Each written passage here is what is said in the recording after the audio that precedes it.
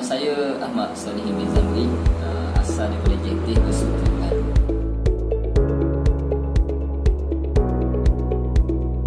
Tujuan saya datang kursus asas bekam tip ini, pertamanya memang saya nak dapat ilmu lah, belajar tentang bekam tip, kerana ia adalah salah satu sunnah Rasulullah SAW dan yang diturunkan daripada langit bersama dengan solat. Dan ia sunnah yang teragung kerana turun bersama dengan solat daripada langit, dan ia juga terapi Rasulullah pada setiap bulan. InsyaAllah.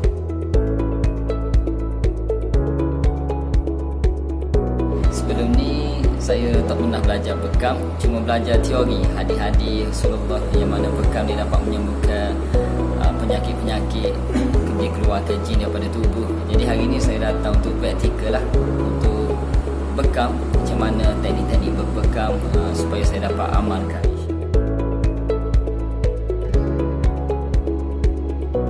Dalam sehari kursus bekam tip ni, pertamanya saya dapat belajarlah teknik-teknik bagaimana berbekam mengikut sunnah Rasulullah. Utamanya diajar pertama urutan, yang keduanya bagaimana bekam luncur, bekam angin dan seterusnya, baru bekam keluarkan darah. Ini dan juga doa-doa yang ada ketika berbekam, itu yang saya nak lah.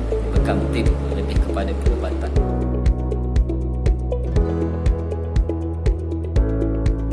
Alhamdulillah sangat berbaloi lah. Saya datang lagi pun JT ke Kota Baru memang tempat saya biasa ulang alik dah. Jadi saya tak lepaskan keluar lah bila ada kursus bekam tip ini, sebab saya insya-Allah ramai anak-anak buah ada dan bertugas juga di masjid jemaah, dan juga ayah saya, keluarga saya pun nak berbekam, cuma malu nak pergi di kedai, susah nak cari orang. Jadi lepas ni insya-Allah saya dapat amalkan bekam ahli keluarga saya dan juga jemaah-jemaah masjid saya serta anak-anak buah saya lah, kelak memanah dan sebagainya.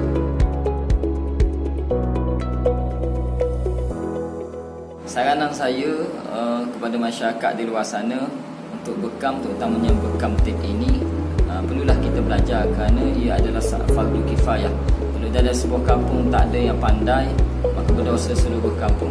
Kalau ada salah seorang, kalau boleh setiap ahli keluarga ada seorang peruqyah, ada seorang bekam yang pandai, dan ia adalah sunnah Rasulullah SAW yang kini sangat-sangat jarang orang amalkan. Sedangkan di dalam bekam ini ada 1001 rahsia perubatan Islam, dan ia disarankan oleh setiap malaikat di dalam setiap lapisan langit supaya menggesa umat Rasulullah untuk berbekam. Jadi saranan saya, jangan lepaskan peluang lah untuk hadir kursus berbekam pada masa yang mendatang. Bekam tip terbaik, insya-Allah.